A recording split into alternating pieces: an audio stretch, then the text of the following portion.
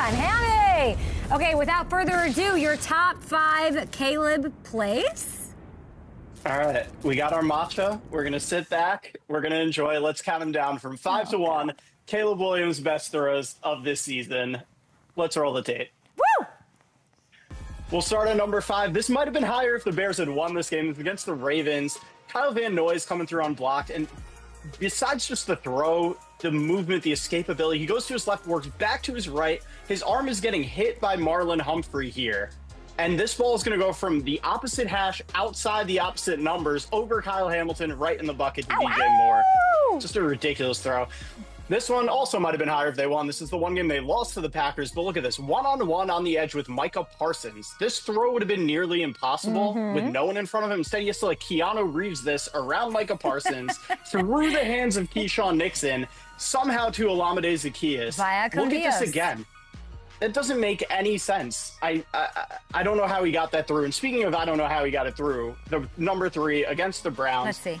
Sprint to his right. He is fading out of bounds, leaping with a defender jumping in front of his face. This ball goes over the hand of the safety. That's crazy. Through the hands of the corner Newsome into the arms of DJ Moore. Again, I have watched this from every conceivable angle, probably 100 times. I still don't know how he did this. And like you said, it's unreal that he isn't throwing interceptions while making throws like this. All right, number 2. Number 2. It's the overtime game winner. Another unblocked guy coming through. He's going to step up in the pocket, moving to his left, and just uncork this thing over 50 yards in the air. Keyshawn Nixon is right there on this. It just goes right over his arms, right into DJ Moore. In that moment to make that throw, just incredible. And then you know what number 1 is. The 4th and 8. Sliding away here to his left. The best thing about this, I don't think we talked about enough, look where Rome Odunze is. No, literally. I don't know how he sees him to make this throw. He's off his feet, the Jordan logo, all of it. That's number 1 for me. Bears fans, did I get it right? Did I miss something on this list? And as I told you earlier, Kat, I would put those 5 throws. If we made a list of the top 10 throws from all the quarterbacks in the league this year, all 5 of those would be on the list. All 5 of them. But the Tirico curse. That overtime one, I'm like, and then all of a sudden, things didn't happen, and then they did, and there's maybe I don't know who I trust with the ball more with less than 2 minutes to go. Maybe just the guy on the other side. How do you think this one goes? I can't believe I'm going to this game. I'm going to freeze my ass off. I'm going to cry, I think. I do. I think the Bears win this game. I do. I think it comes down to Caleb with the ball in his hands, 2 minutes to go, and he's going to win. Now you're drinking matcha, by the way. Why don't you come to L.A. and, lose your masculinity like every other man in L.A. Anyway, wow, I need to sleep. I have not slept. Yeah. I had a weird night. I'd like to talk about the Bears. What could we possibly be underreacting to with this matchup? Right here. It is the year of the George. Not Summer George Costanza, I'm talking about, not Seinfeld. Winter of George, Bears owner George McCaskey. He is on a 10 out of 10 run right now. We all know what we're seeing, but are we really paying enough attention to it? The little things that I'm giving meaning to. He was the first person, George McCaskey, the first person I pictured and thought of when I saw one of the most viral moments from the weekend with his coach.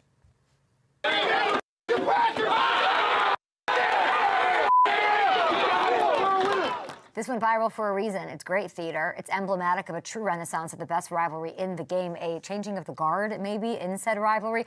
Pure FU energy, definitely, that we all love. But if you're from Chicago, you saw this moment and you thought, oh my God, George is going to be apoplectic. George is going to lose his mind. You think, what a moment of change in the culture that this is happening.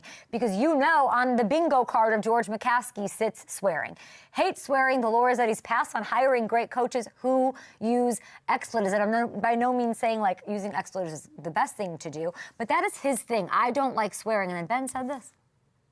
There's a rivalry that exists between these two teams, something that I fully recognize and I'm a part of. And, I don't like that team. So George and I have talked, and we're on the same page. George and I have talked it's hot in here. There goes the neighborhood in the best way possible. And it's not about swearing, okay? It's about the year of the George, the growth, a necessary evolution of the brand. necessary evolution of the brand. We'll get to that beautiful patch, of course, that's driving some of this. Let's not underreact. I mean, he's one of their earliest wins. He's dancing on the sidelines. I don't know that I've ever seen that. I'm not there in person. I don't go to many Bears games. You know, him aligning with the coach, like you just saw, like he's aligning with expletive-ridden, brash bravado. I love that. How about him giving the Heisman? Do we have that? Giving a Heisman to a Packers fan, trying to weasel into a photo. No. No, no, no. I mean, what you're seeing here is McCaskey. Look, that's him right there, running, gliding like Walter Payton through the tunnel, a 70-year-old owner, to be with his guy. That was TJ Edwards, of course, local product. He had a season-ending injury. Sprinting, grabs his helmet, sprints. Now, he might have not been pouring tequila shots like the Niners owner when George went down, 2 brutal, heartbreaking injuries. But there have been questions with this team, with the investment from ownership into the players, all of that. That is a great moment to see. I clocked that moment. Did we clock that collectively? I feel like we're underreacting to George taking care of Bears fans, okay? This is what happened. They win. It's Soldier Field, notoriously not the easiest place to get out of, freezing temperatures. He found a way. Somehow George, you're the George, found a way to pay for every Uber home for fans. If you opened your Uber app, this is what you saw, 000. I don't even know how this is possible. This seems very like a Bay Area tech world, Silicon Valley. I've never heard of that. Out of the 32 teams, you'd say which ownership group would have taken care of their fans? I don't know if it's an indictment, but it's certainly a perception of the Bears. Unlikely that you would have picked the Bears. The Bears always feel like they're in nostalgia, in the past, all of that. There's this beautiful balance being struck, and it's led by him. And, you know, you look at George in these games and these moments, and these, you know, I think of Virginia. His mother, of course, the Bears, not only the Bears, the NFL matriarch, Virginia McCaskey, who passed this last year. It's why they wear this huge patch. She is a force. She is still stewarding the spirit of this team. I believe that. And I think that the role of George in sort of keeping the traditional values, we all know he would not allow for alt uniforms this year. Those are fun. It's new. Every team does it. He said, no, my mom didn't like it. She liked the traditional uniforms. That's what we're doing. There's that. We don't want to lose that Chicago, you know, that traditional thing.